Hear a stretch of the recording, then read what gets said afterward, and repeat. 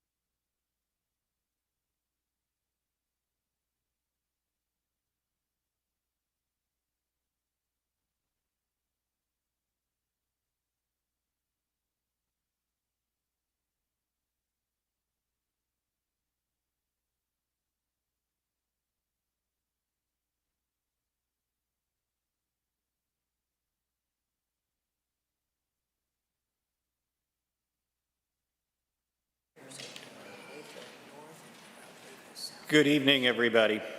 I'm Rabbi Doug Alpert of Congregation Kol Ami, and it is my honor to offer the opening prayer for this important program presented by First Call.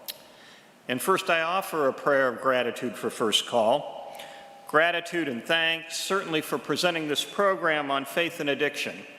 Gratitude for all First Call does to address substance use disorder, to help those who suffer from it, to help those who have loved ones suffering from substance use disorder, and gratitude to First Call for leading the way in destigmatizing substance use disorder.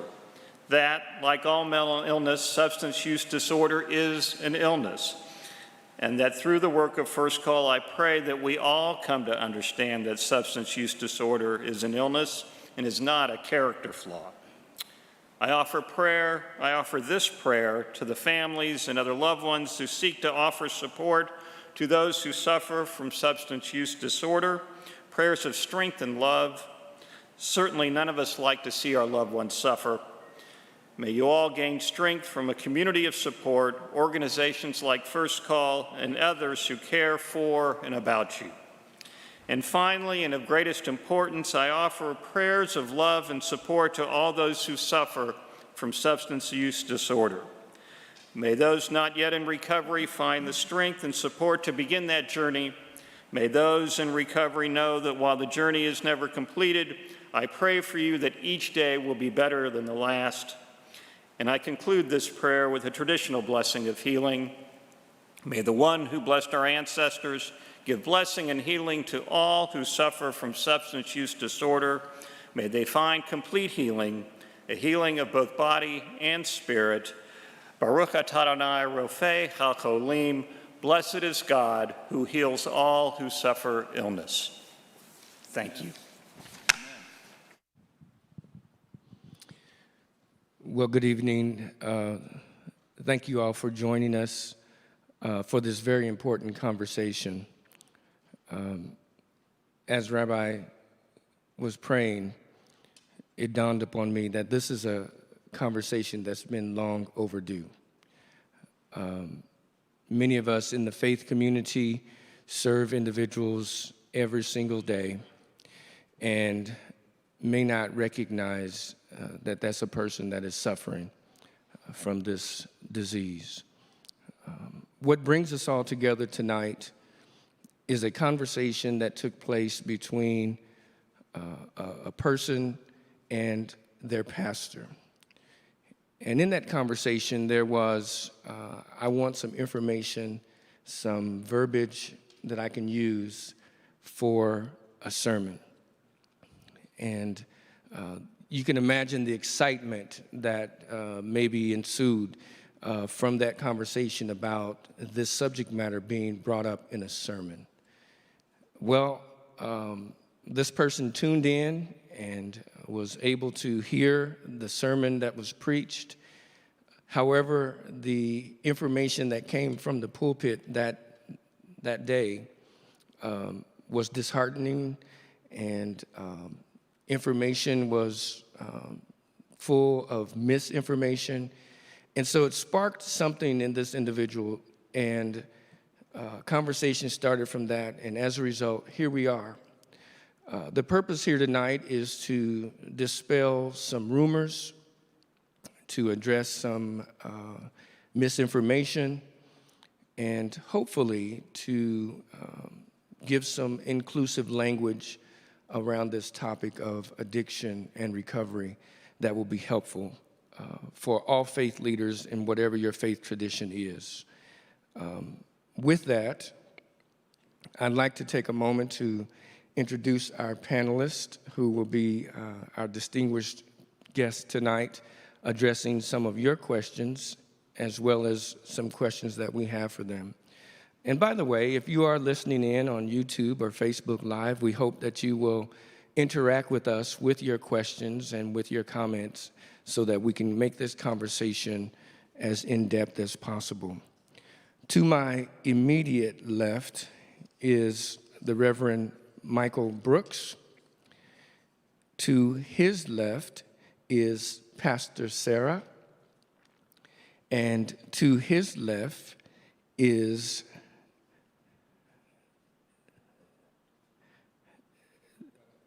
Rabbi Glickman. And to his left is Pastor Victor Daughtery. And to his left, our final panelist to the far left is Pastor Tom Langenhofer. And as we go forward with comments and questions for tonight's discussion, please feel free to interact with us on YouTube and Facebook Live. At this time, I will start with our farthest panelists and give you the opportunity to introduce yourselves and share anything that you'd like that brings you to this conversation tonight. The least well-dressed of the group up here, started from the least to the best dressed. Well, yeah, hi everybody. I am Tom Langhofer, and I serve as pastor of Recovery Ministries here at the United Methodist Church of the Resurrection. I'm really honored to be here. I am a person in long-term recovery from an alcohol addiction. I'm a recovering alcoholic. I'm a person that drank socially for a lot of years through college and into my business career, and over the course of time, it got the best of me to where I was drinking every day, throughout the day, a quart of vodka a day, and I had a mental breakdown. was in the hospital, sobered up for 30 days and decided I had it under control, and went back out and started drinking again. And of course, for those of us that are in recovery, usually when you do it again, well, I shouldn't say usually. I think every time if you do it again, it's worse. And that was the case for me. So I finally hit that bottom. I reached out for help, because the first time I tried to do it alone, I reached out for help, and I found help through the halls of AA. Actually, I found the help through a pastor here at this church, and he didn't know what to do with me. And I learned at that time most pastors really didn't know what to do with people that were suffering from addiction. But he led me to somebody that did, and that's somebody in AA, and that's where I sobered up. And had a spiritual awakening in the halls of AA, which I found interesting that I had an awakening there as opposed to in church. But that awakening was that God was telling me to help. My job was to help others find sobriety through God. And I ultimately retired from my business career, went into seminary, and became a pastor. So that's my calling, is to help people find sobriety. And I just love what I'm doing. So, thank you.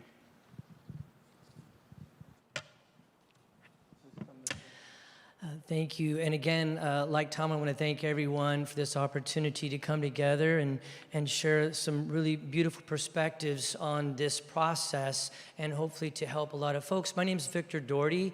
I'm the director of the Temple Buddhist Center, which is located inside of Unity Temple in the Plaza.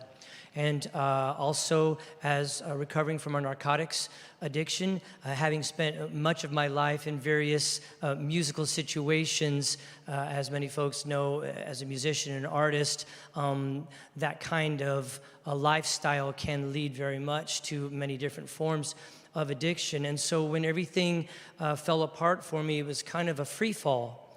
And I remember picking up a book, just grasping at anything, at something that could feel real, that could give me some sense of a solidity.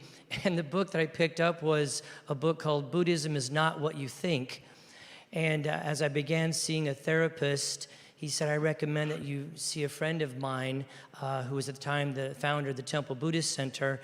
And through my practice and through meditation and through mindfulness, I was able to really get to the root of my suffering that it was so important to try to numb out to, that it became so critical to try to escape from through any form of seeking addictions, sex and love addictions, any of these types of things which were designed to get away from the suffering. I was able to get to the root of it, to realize the fear within me that was causing this craving and this need that was just never satisfied.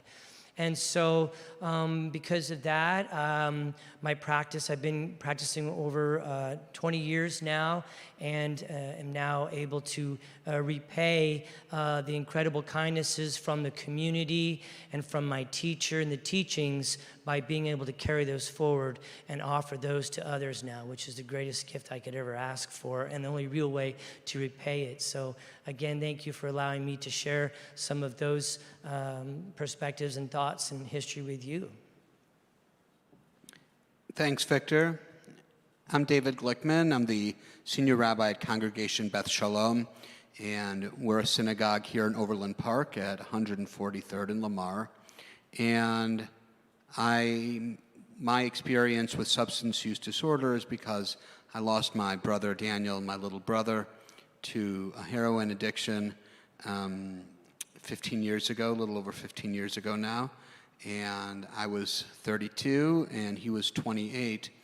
And during the course of his active addiction and his times of both sobriety and also times when he had difficulties and setbacks, there were times when I found help with other rabbis and in Jewish settings, but oftentimes I found myself alone in Jewish settings, and more often than that, when I had the opportunity to participate in Al-Anon, both in Israel and here in the United States, and when I was in Israel and I was in a Jewish setting, the 12-step world made a lot of sense.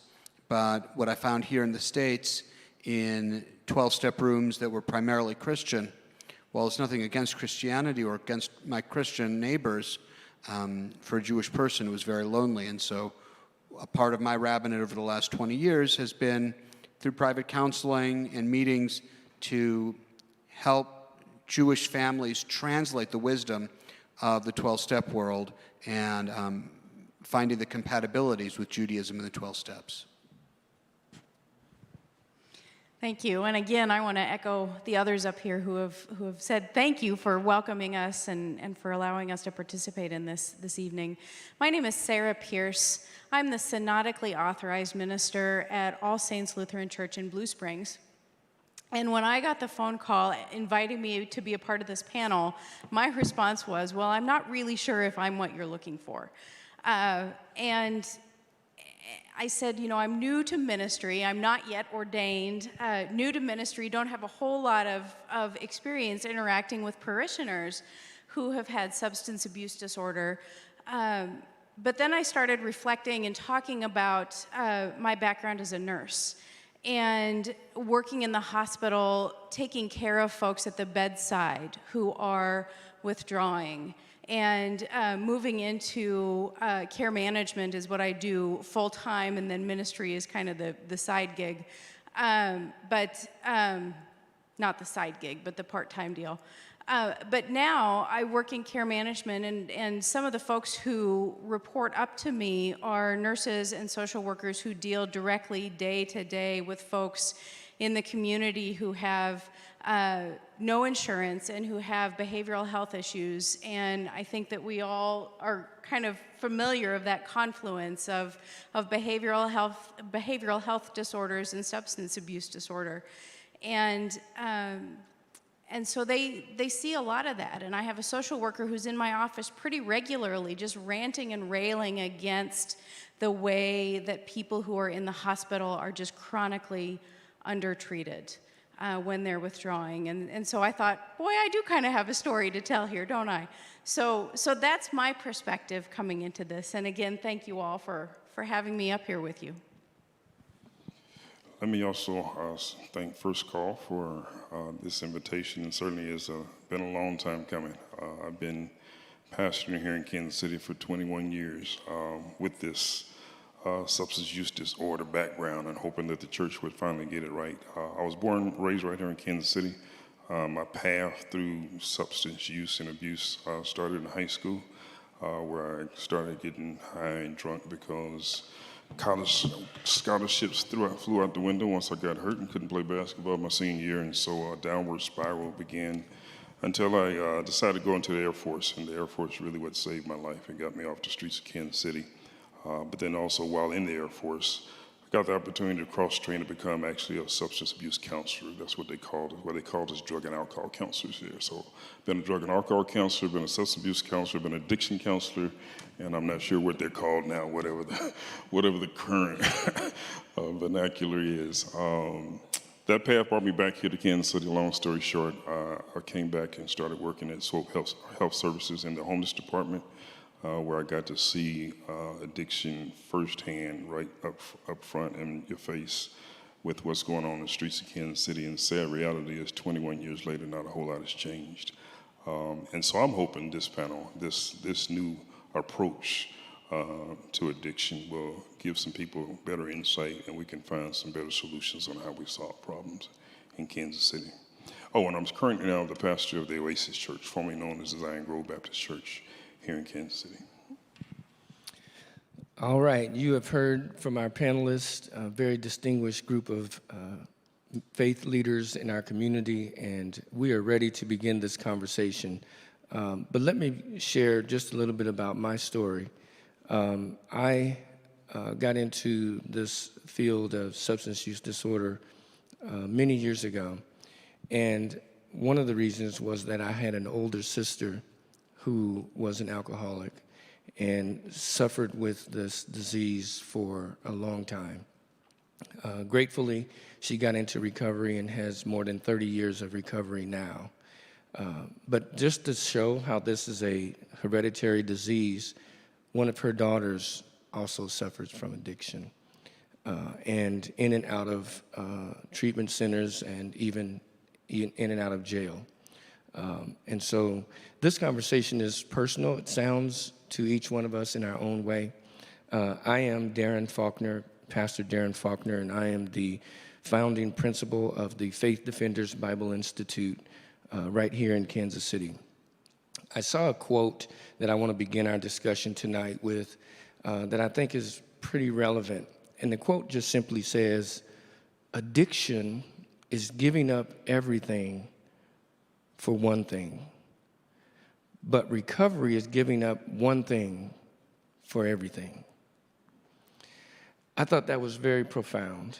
And with that, let's begin our conversation.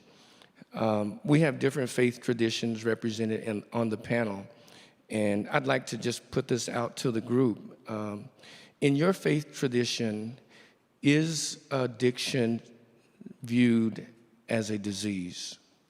We've talked about, some of you have mentioned that as a disease in your opening statements, but is in your faith tradition, in whole or in part, addiction viewed as a disease? And anyone that would like to take that question?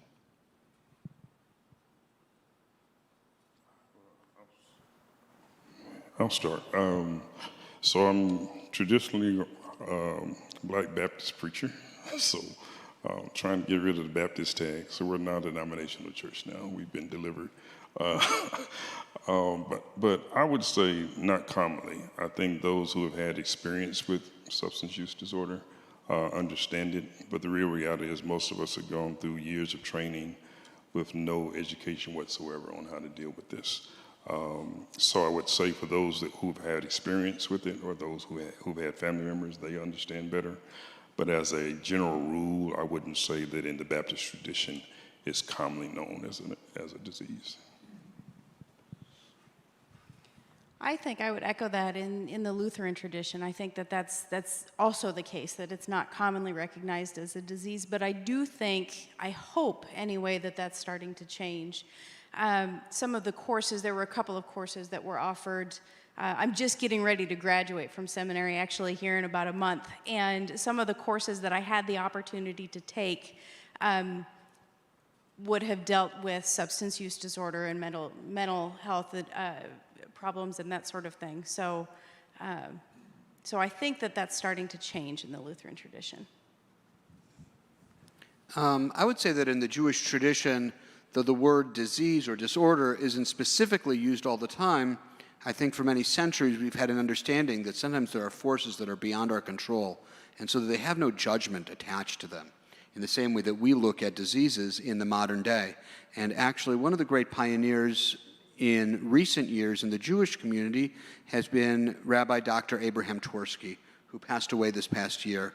And he was the medical director of the Gateways Center in Pittsburgh. And he was a Hasidic rabbi as well as an MD psychiatrist who spent his entire professional life dealing with addiction and substance use disorder.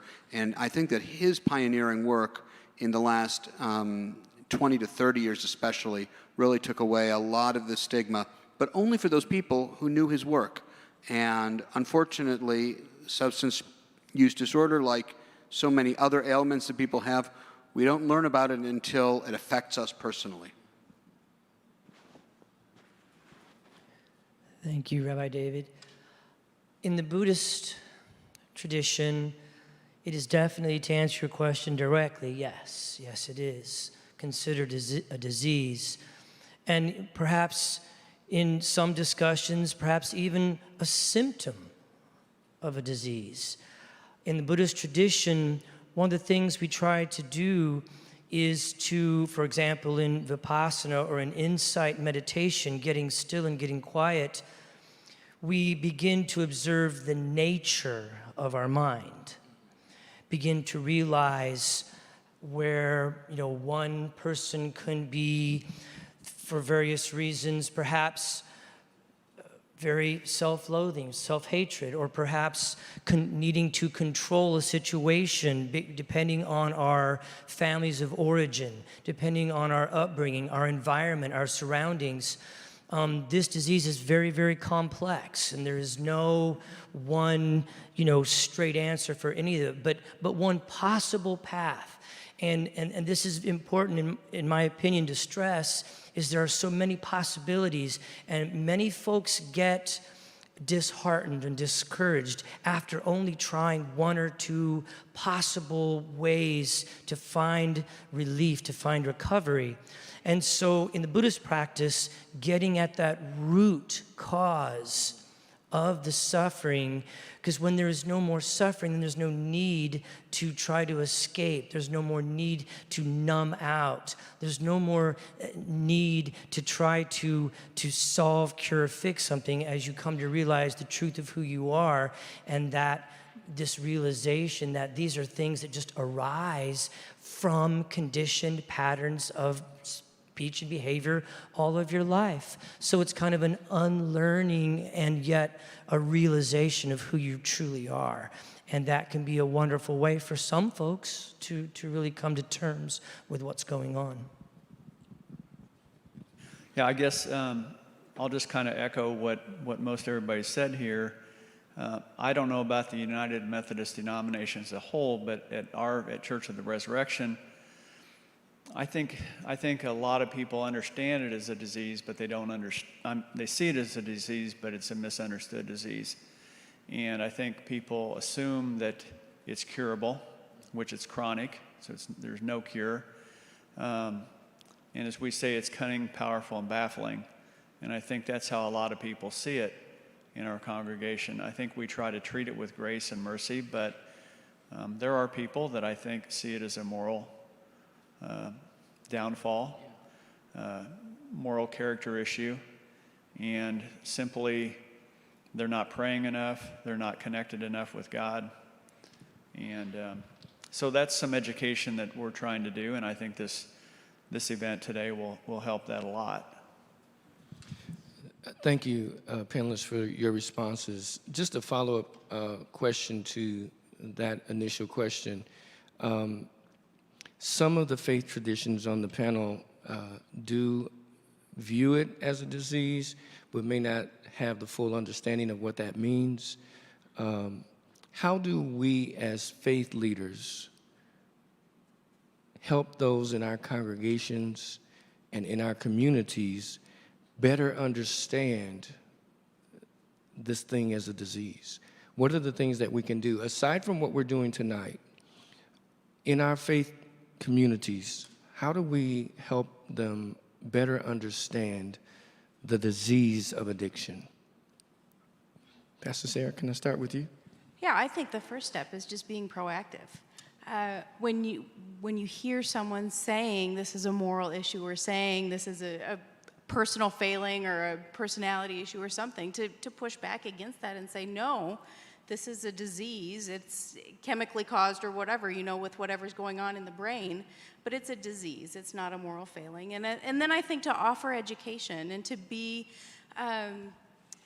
deliberate about not just in the moment, not just what I think of in my head as just-in-time education, but also to think about what can we schedule over the course of the year for educational events, whether it's adult education or whatever the case may be, or a Tuesday night class or something like that.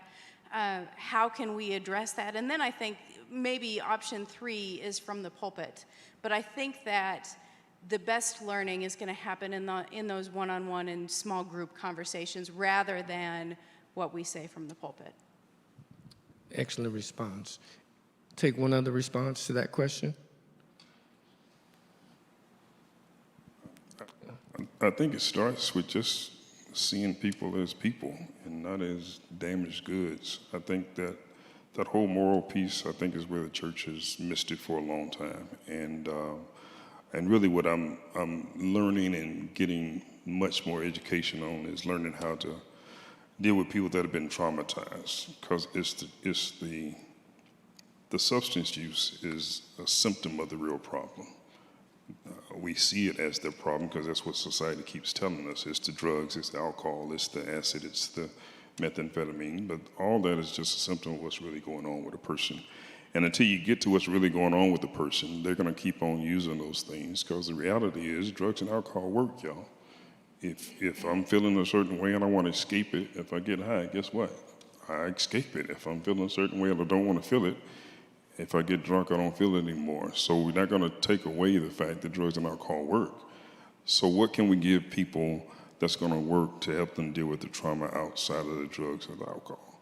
And that's where the church, I think, needs to start focusing on. Not this person has been on a binge, not this person, not what drug they've been doing, not how long they've been doing it, not all the stuff that we end up talking about that has nothing to do with getting the person healed.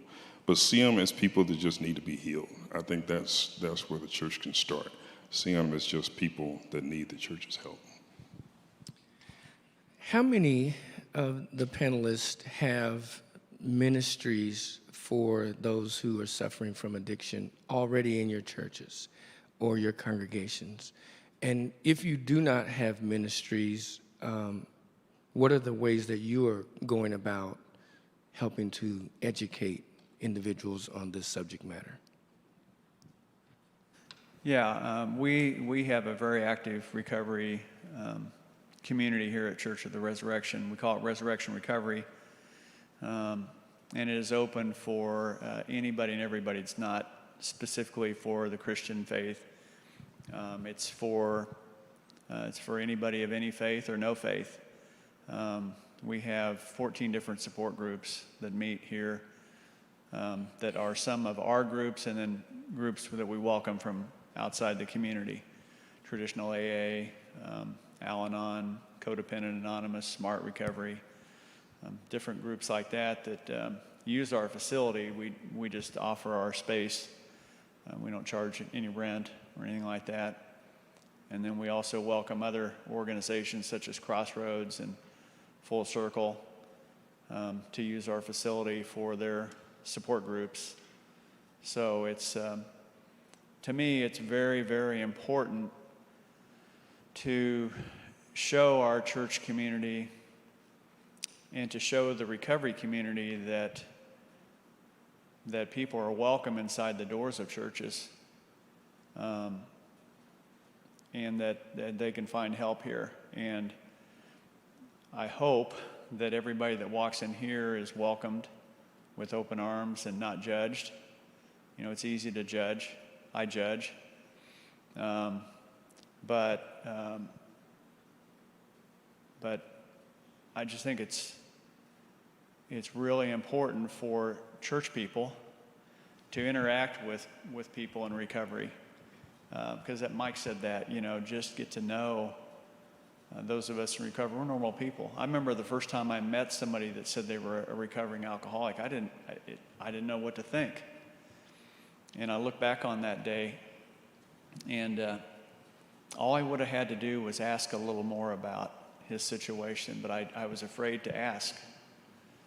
And I've learned since then that the more we learn about other people's disabilities, addictions, their illnesses, the better we can walk alongside them. For a number of years, faith traditions have invited Alcoholics Anonymous into their faith establishments for meetings. My experience with that is most of the time it's in the basement. They have a side door. They have to come in, and they're not to be seen by anybody. They're not to be talked to. So as faith leaders, as we really talk about this stigma that has plagued individuals who are suffering from addiction, from getting the help that they need, what do you say about the stigma, and how do we as faith leaders help individuals overcome that stigma? Many of us know, perhaps those of us in recovery know, that asking for help is one of the most difficult things to do. And when it's asking for help from something that is often viewed as a moral failure, it's even more difficult. So how do we as faith leaders make ourselves available and even vulnerable to that individual that's suffering in silence and may not be comfortable coming forward asking for help because of the stigma? Pastor Darren, I just want to say, first of all, I certainly see what you're saying about, AA meetings being in the basement and we don't want to see them, we don't want to hear them.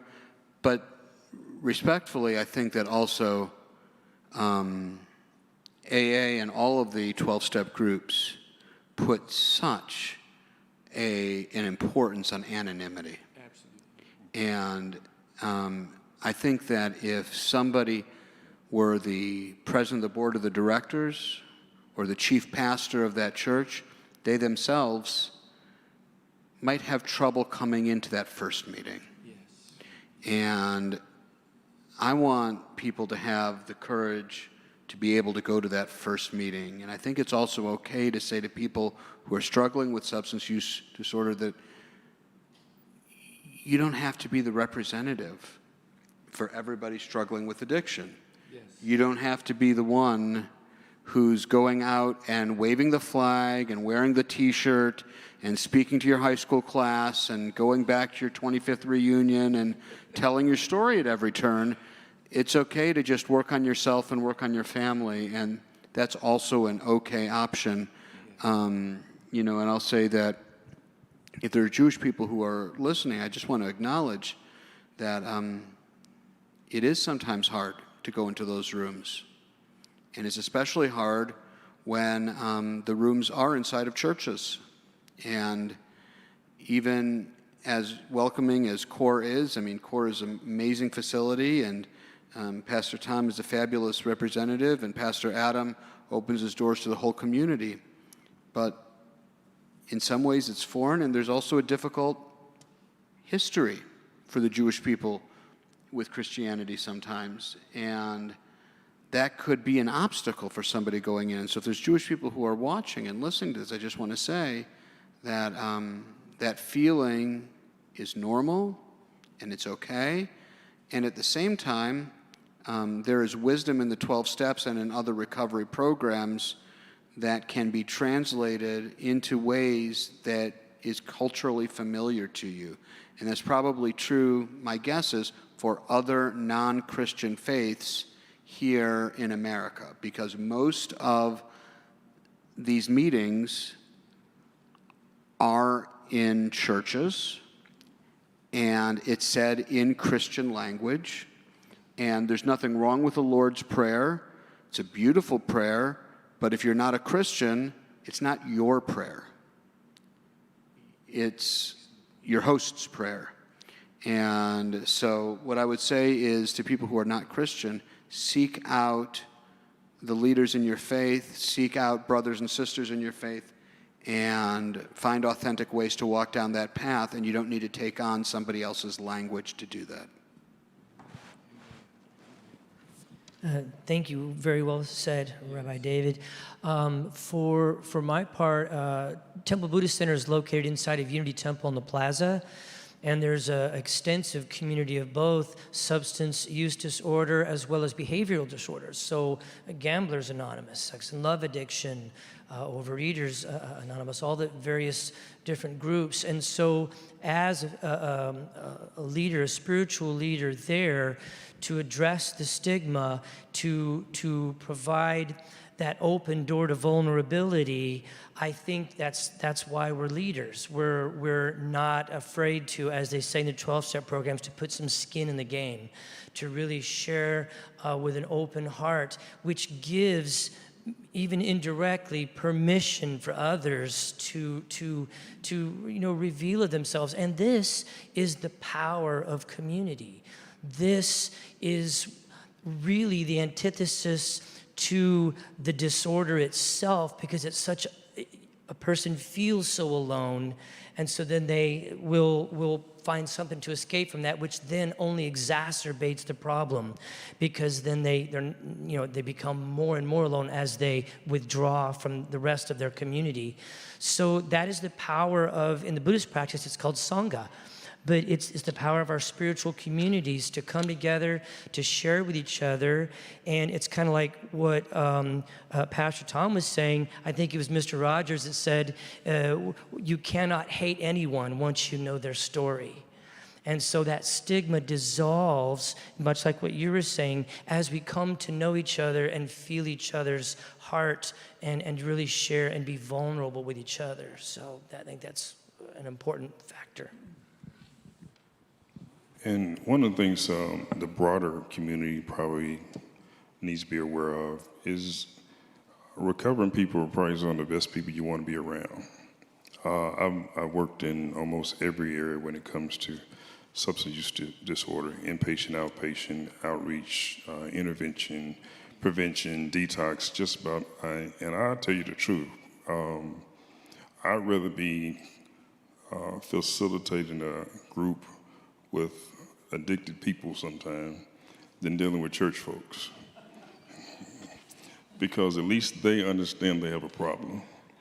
When most people going to church are trying to prove to everybody they don't have a problem. Now, we all know that's not true, but the reality is I'd much rather deal with people that understand I have a problem, can you help me with it, give me some tools, give me some, rather than talking to a bunch of people who think they have no problem. They're just doing God a favor by showing up once a week. And that's the difficulty, I think, is that sometimes those individuals never get a chance just because of the stigma of the addiction. And I would say to those who are in the broader society, if somebody really is in recovery, somebody really is working on their issues, they're some of the best employees, they're some of the best family members, they're some of the best friends, some of the best colleagues you could ever have, because they're constantly working on themselves and they understand there's never going to be a time that I'm not working on me. That is always going to be something that I need to work on. And those are the kind of people I love to be around, the people that already know they have a problem and want to get some help for it. Pastor Tom? You know what Rabbi David was saying about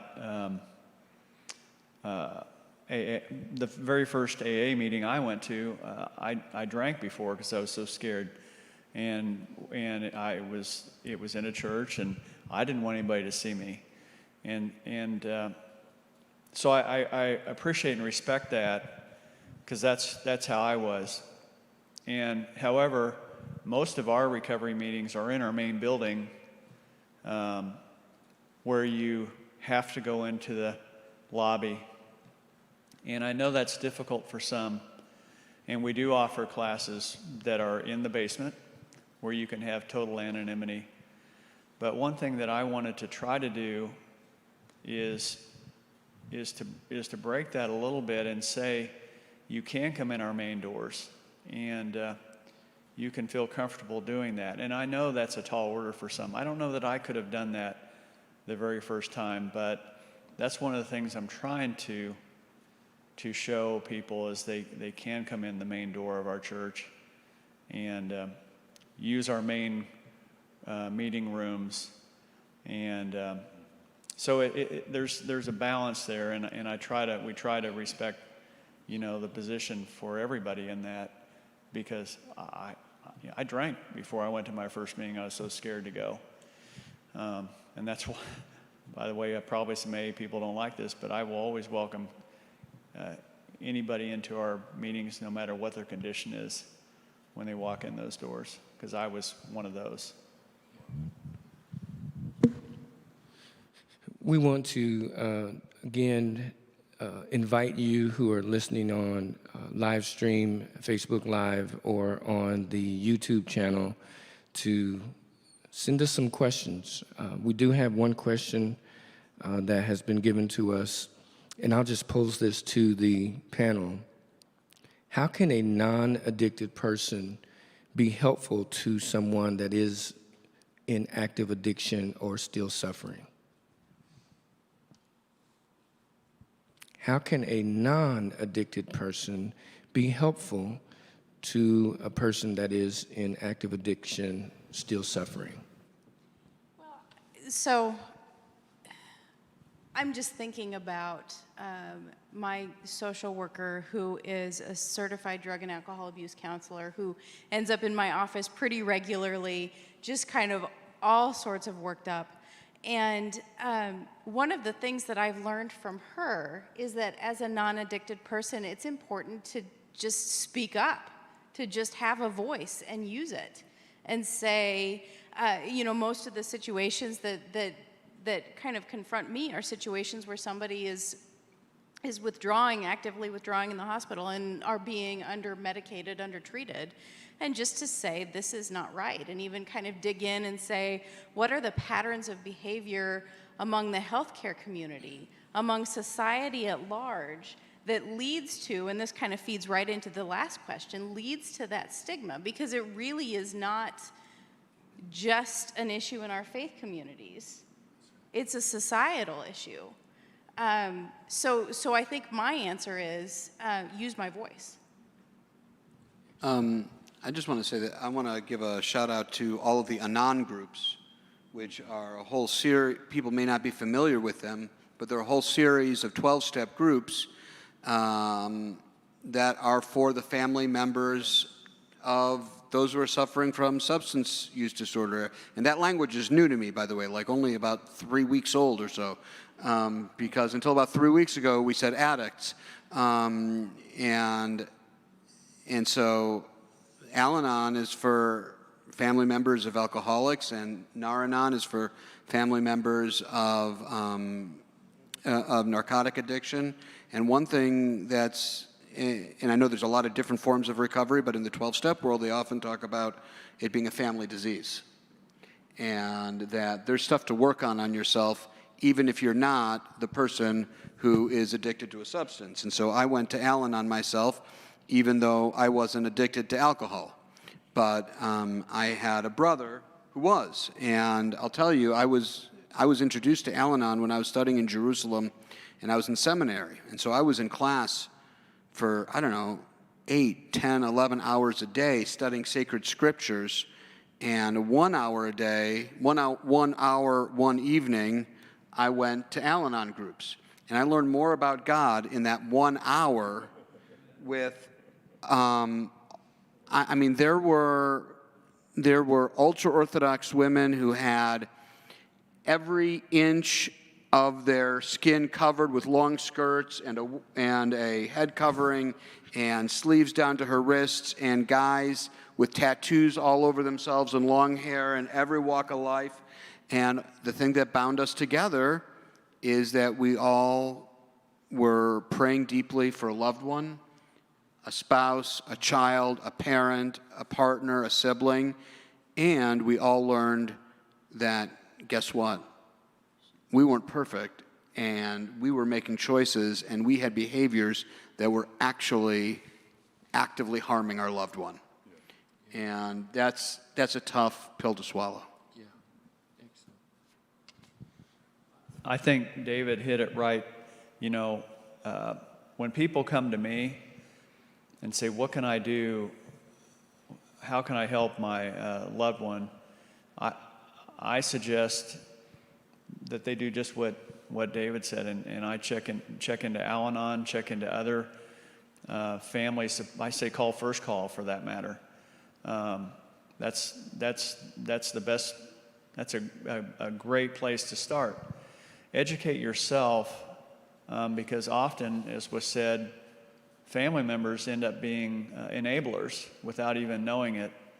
And so just reach out to support groups to educate yourself a little bit about how to help your loved one. You get in a room full of people in Al-Anon or Nar-Anon, and those are people that have walked in your shoes and can provide you, quite frankly, the best help that you can get, because they've been where you're at, and they'll provide you the hope that you need, that you can get through this, because you really don't have a lot of control over the person that's in their active addiction. You have very little control, if any. But what you do have control over is how you react to it.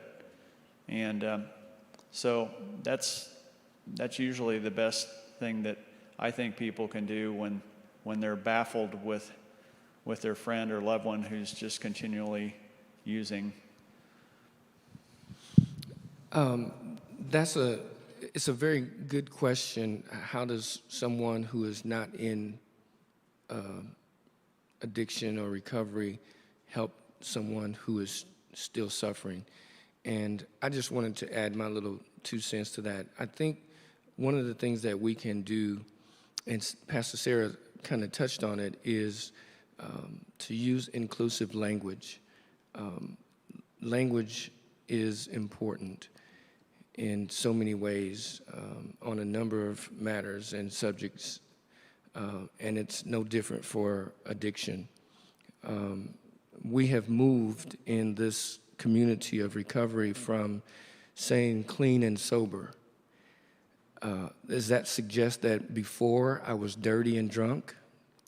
So just using inclusive language as a person who's not in recovery or as a person who's not in addiction can really be a support to those who are. Let me continue this conversation with a question. I'm not going to assume, but how many of you have persons in your congregations who have been, currently are, in addiction or they have moved to recovery? Everyone? I didn't want to make that assumption, so I thought I would ask. So since everyone on the panel has that experience, my question to you is, when you recognize someone that is still suffering from addiction, what's the best approach that a faith leader, if there are other pastors listening in, that you would suggest a person make? If you believe something is awry, you believe that there's someone that has a problem, either because they came to Bible study and smelled of alcohol or worship and that sort of thing, what is the best approach to help someone or try to address that issue?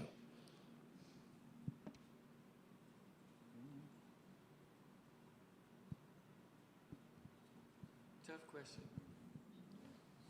I've been talking too much. But I mean, I think it's, for me, I don't want to put that person on the defensive. And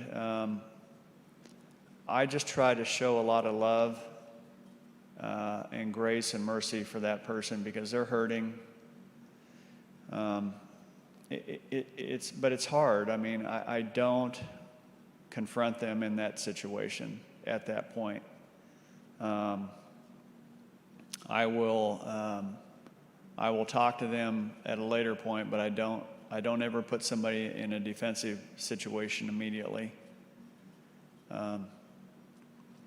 But I will gently approach them in a non-threatening manner because for me, I was already defensive on my drinking, and I didn't need anybody telling me that I was drinking or drugging too much. I had to be the one to make that decision, but I do remember people giving me gentle, loving nudges.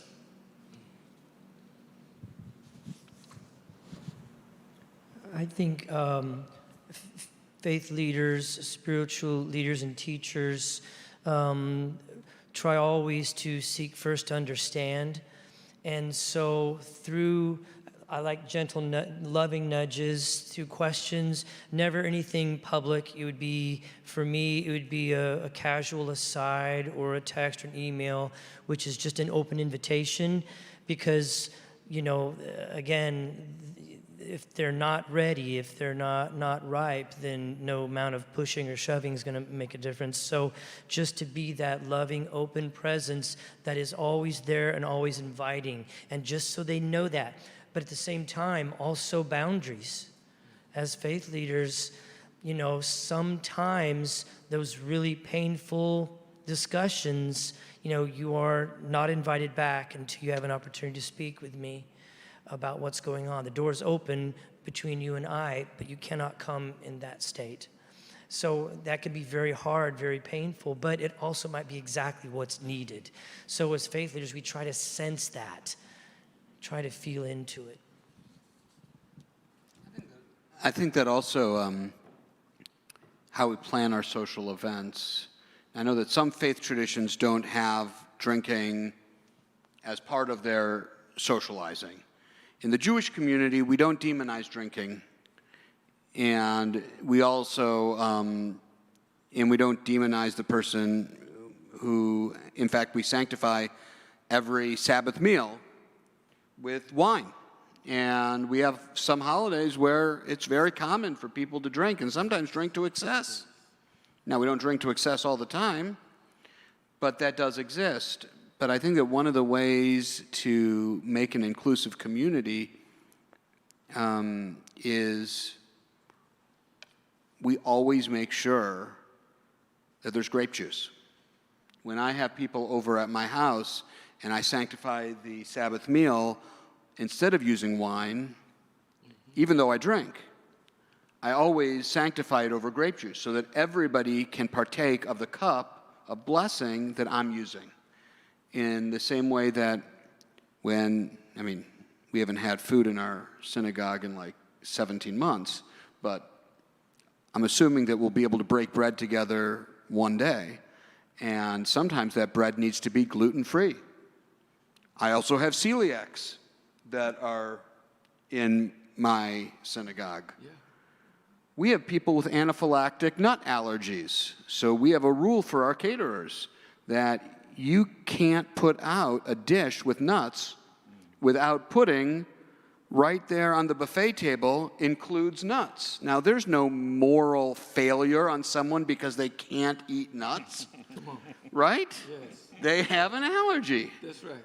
And there's no moral failure if you can't drink, you know, and I think that that's a way to normalize it, and again, treat it as an ailment.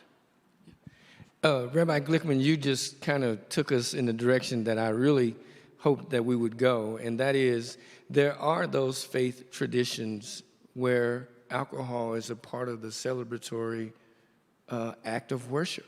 I want to add that for someone in recovery, that can make it hard to come back to a house of worship. Yeah. And I recognize that. I experienced that, and I won't mention the denomination, but I went and took communion assuming it was grape juice, because that's what our denomination, and I drank it and it was wine. And, you know, I'll never go back there. There was no other option. So you got to be really careful. There are faith leaders also that don't understand substance use disorder. My brother of blessed memory went to study with one rabbi who did a lot of drinking and tried to convince him to drink with him at a celebration, that this was a holy act. Yes. And he had to advocate for himself with a rabbi and say, no, you don't understand. I cannot drink. Yeah. Yeah. See, this is now we're getting into it. This is the conversation I wanted to have. No, this is the real talk that helps people get into recovery and the help that they need. And so I'm thankful that you brought that out, Rabbi Glickman. And so for this subject that we're currently on, in those faith traditions where alcohol is a part of the ritual or the celebratory act of worship, for those individuals in recovery, it is imperative that the faith leaders understand addiction in more than just a surface way, but a more in-depth way to assist those, as you have done with the substitution of the grape juice. I'll tell you just real quickly, I was invited to worship, and Pastor Sarah, it was a Lutheran church, and I was just expecting to have grape juice when I took the Lord's Supper, and it was not. It was wine. And I just remember how my throat burned, and I just coughed a little bit. And I looked to the person I was a guest with, and they looked at me and like, what? This is what we do. And so in those instances, as faith leaders, we have to be cognizant of those who are parishioners in our congregations, particularly those individuals that may be trying to get into recovery. And I'm not trying to add anything to first calls of responsibilities, but I think that may be one avenue or one bit of advocacy maybe we could do would be to ask the denominations to start being more sensitive to that. There's seminarians coming out of school every year, and they're going to be young and ambitious and going to lead churches and have no idea, again, what they're going to face. Maybe some letter writing campaigns to some of the denominations to suggest to them that, especially for the ones, again, that do use alcohol and when they're doing communion and things like that, just to have an alternative for people that may. I don't think that's asking too much. And I would think normal, God-fearing people would want to do the right thing. Right? Yeah, right. I would go so far as it's not just have it as an option. It's having it as an honored option. You know, like, I'll give you an example. We had like every other house of worship in the world, we had to pivot and start doing programming on Zoom. And so we did an event for the holiday of Sukkot, which is the Feast of Tabernacles. And we had a mixologist. And it was for young adults.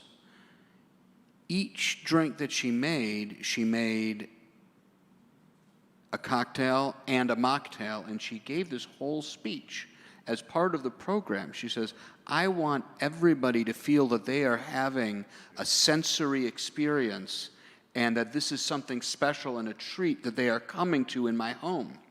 And, you know, it's not that on the side you'll order club soda with a lemon in it, you know, and hope that nobody notices the difference. But there's no shame, and this is just on the menu with everything else. You know, we're touching on a number of subjects, and I think this conversation is great. Let's continue with one of the things that was mentioned earlier. I think Pastor Tom may have mentioned it in one of his responses, and that is that subject of enabling. Some would say there's a thin line between enabling someone and helping someone. Who would care to speak to that?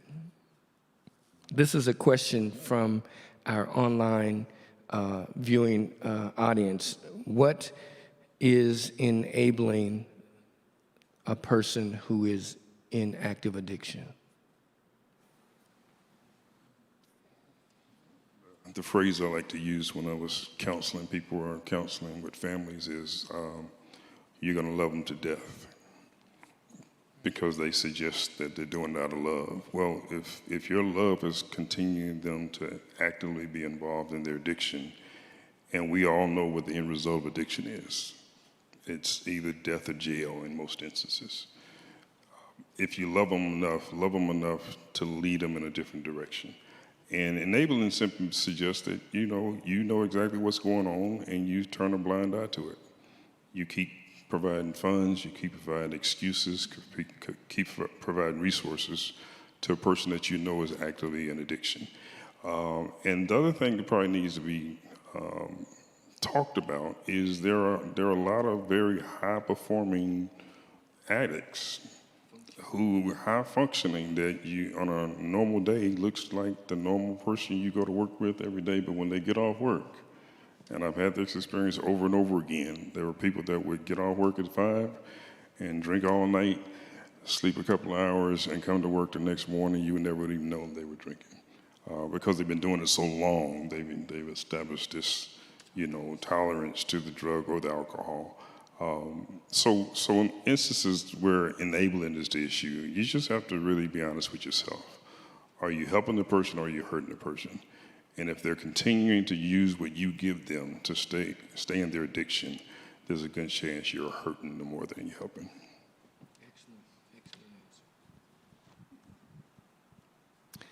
I was looking to see if anyone else wanted to speak to that. That's a great answer. Nothing else to say about that. As we talk about addiction, it seems that our subject has focused on adults. But we know that addiction doesn't just affect adults. There are young people who are suffering from addictions. And as faith leaders, Rabbi Glickman has already talked about Al-Anon, and I don't know if you said Alateen, but these are some of the programs that are helpful for individuals that have a teen that is in addiction. But what do we do as faith leaders when we come across a teen that is in active addiction?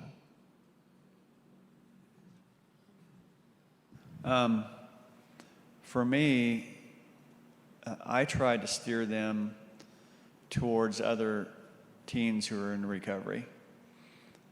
My experience with teens is they don't want to listen to adults.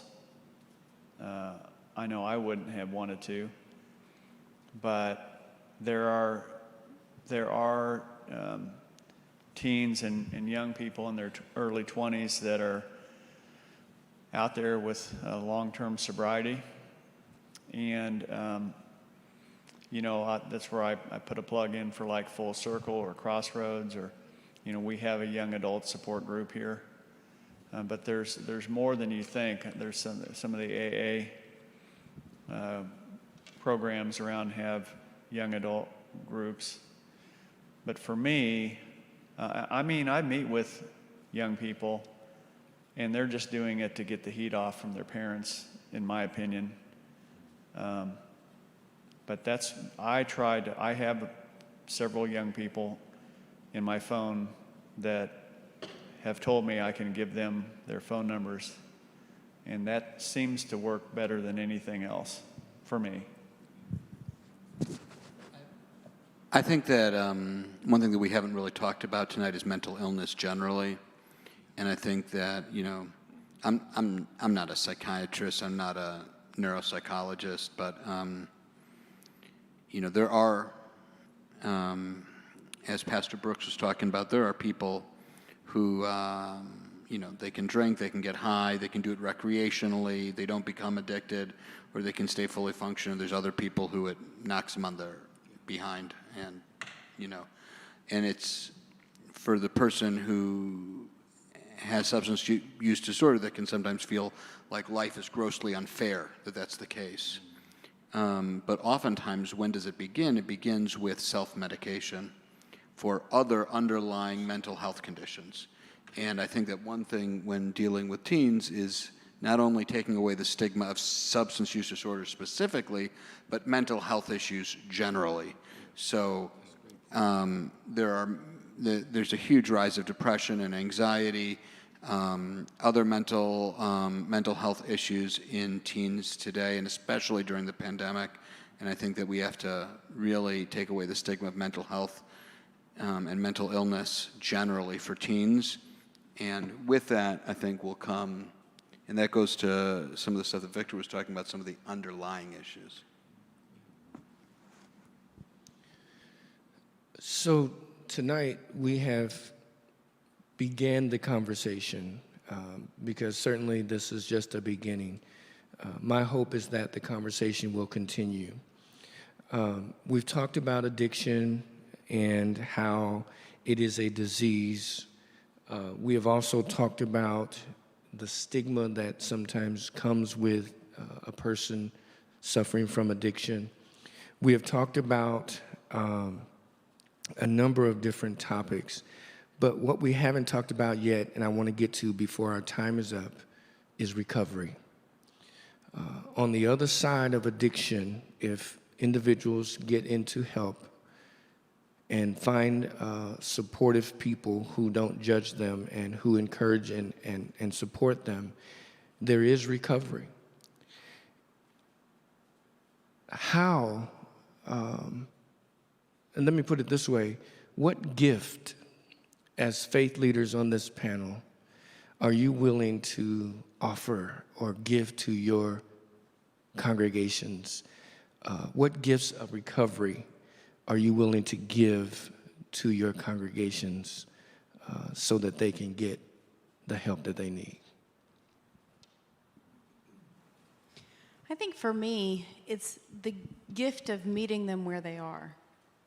And of saying, this is who you are at this moment in time, and this is where you find yourself in your life, and how can I walk with you?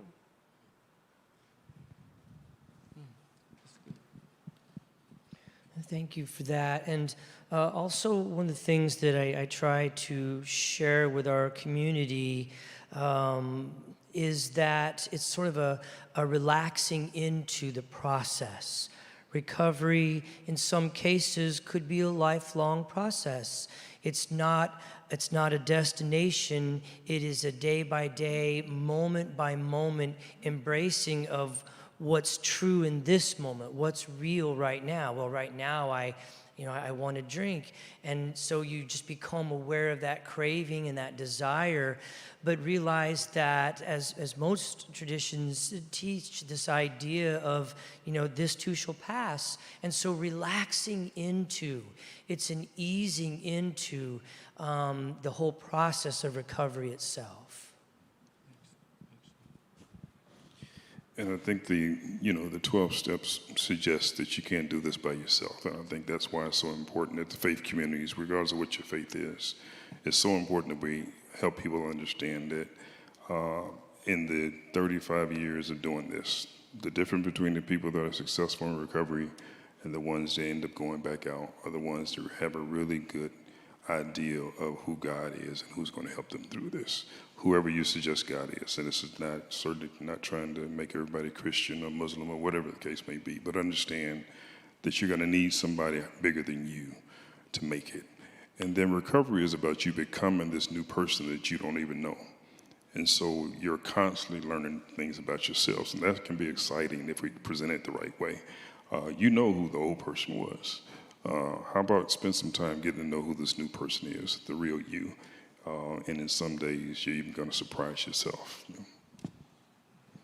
I would say if you are a pastor and you don't know somebody in recovery, you should get to know somebody. Because what those of us that are in recovery and people in the faith community can share is hope. There is hope. Because when you're talking to somebody active in their addiction that have the courage to come in to see you, they don't have much hope. And the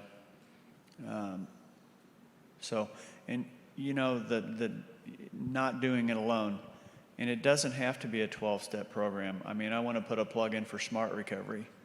Smart Recovery is not a faith-based higher power program. It's a cognitive program. So those people that are frustrated with the faith community, there are other options out there, but not doing it alone is so critical. So tonight, just to reiterate for our viewers, we have someone from the Methodist tradition, we have someone from the Buddhist tradition, we have someone from the Jewish tradition, we have someone from the Lutheran tradition, we have someone from the non-denominational tradition, and we have someone from the Baptist tradition. Our last question from our viewers is simply this: how do we, who may have different beliefs in God, maybe even different beliefs in who God is, work together to support people in 12-step recovery programs? How do all of us who may have varying beliefs in who God is come together to work with and support those who are in 12-step programs? Okay, I'll say something. I think tonight is an example of that. We're doing it right now. We made it intentional to invite people from different faith traditions to have this conversation.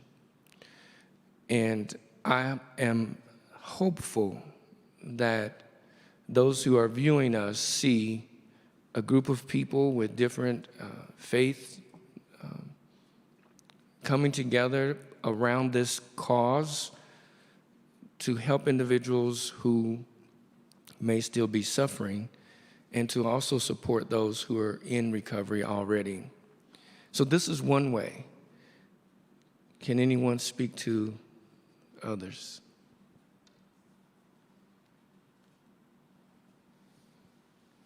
Well, I would go back to just using our voices and just speaking out into the community and saying this is substance abuse disorder is real and is an issue, and to use our platforms and work together.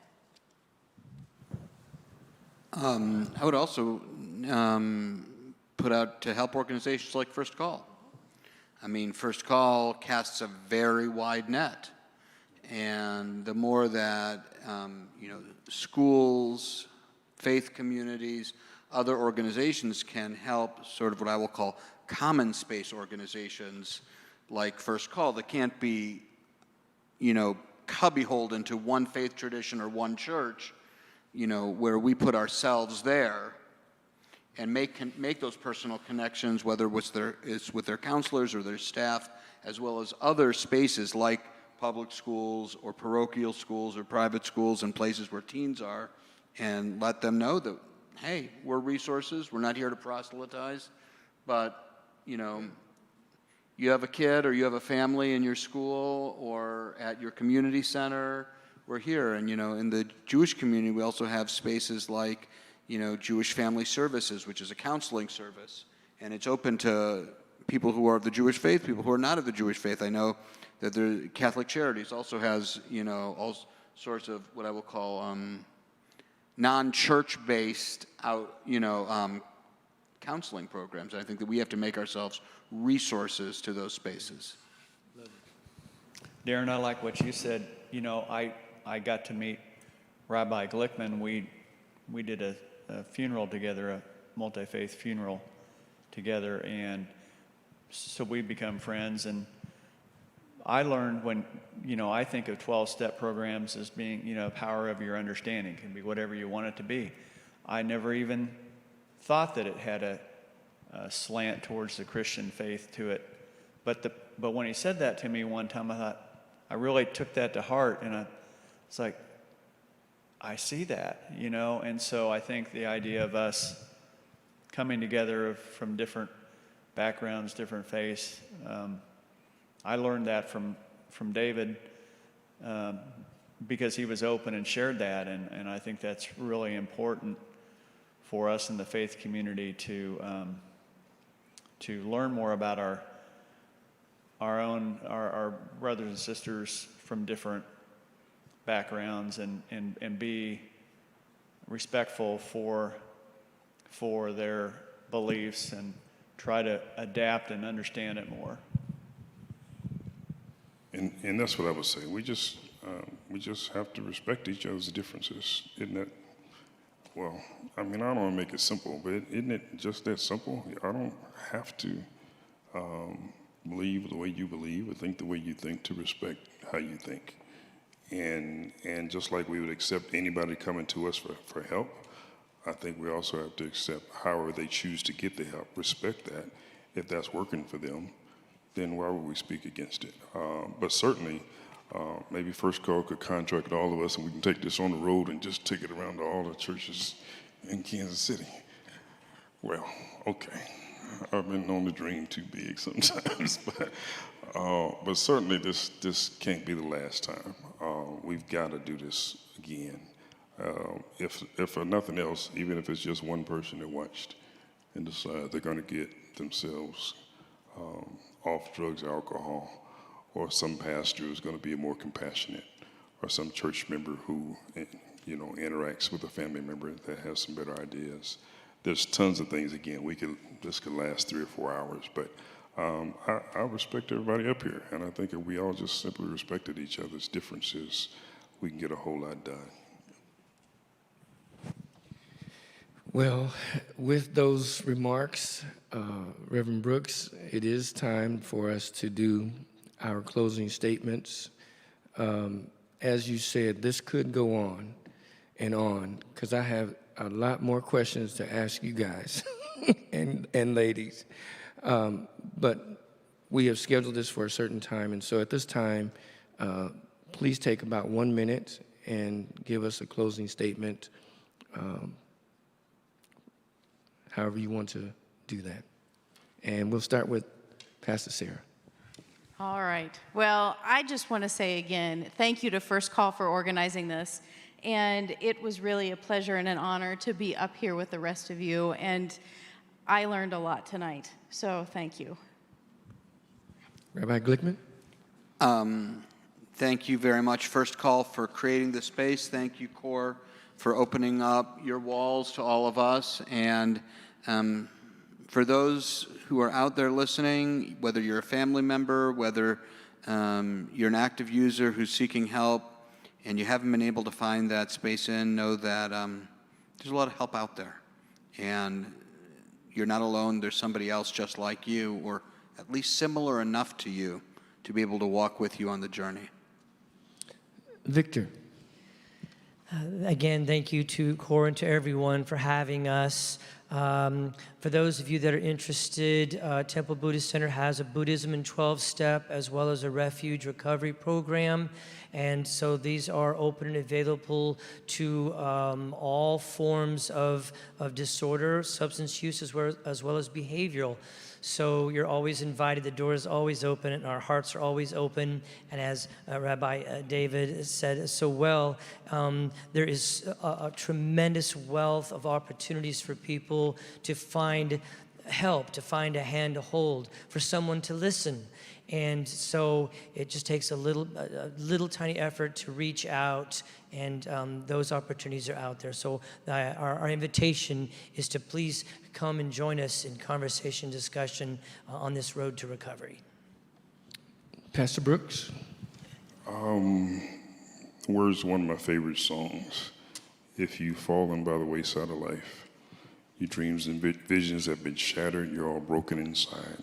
You don't have to stay in the shape that you're in, because the potter wants to put you back together again. If you need some help, go get some help. It's the bravest thing you can do. And if somebody comes to you for help, love them just the way they are, but love them too much to let them stay that way. And last but not least, our illustrious and gracious host, Pastor Tom. Thank you. Well, thank you, First Call. And I just, I want to go back to hope. There is hope. It is a disease. It's nothing to be ashamed of, although most of us are. It's nothing we have to hide from, be it a family member or the person in their addiction. And, I was filled with shame and guilt and remorse, like most everybody that walks into the door of recovery. And what I learned right off the bat was that I wasn't alone, it's been said. And, there is help. My higher power welcomes in, that's who he hung around with, was addicts and alcoholics.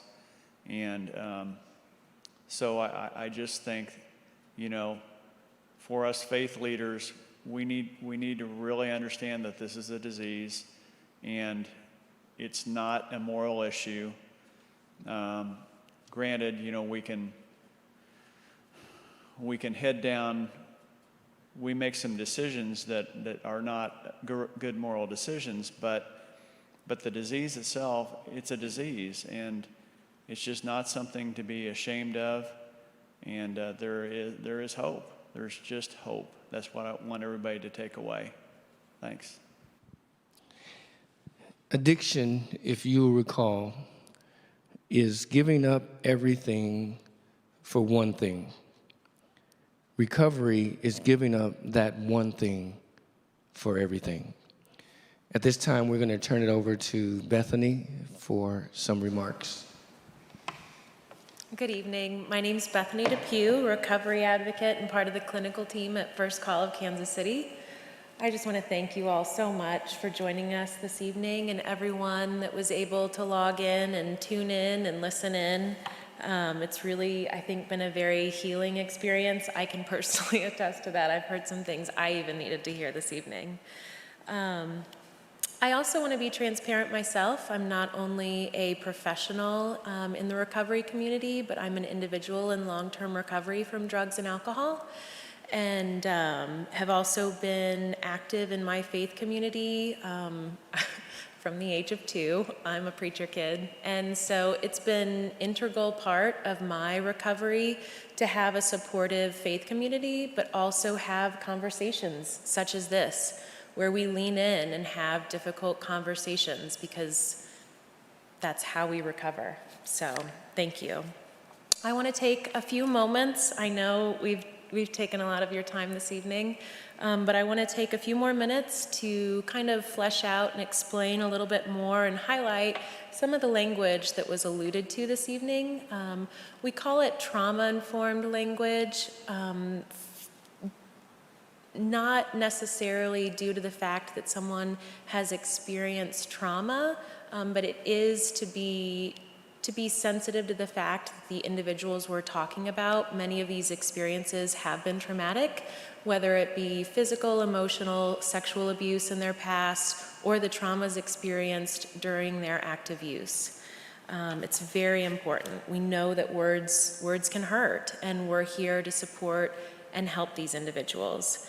So if we can cut to that graphic, this will be available on our website to download. Please feel free to print and hang up in your place of worship, in wherever it would be helpful.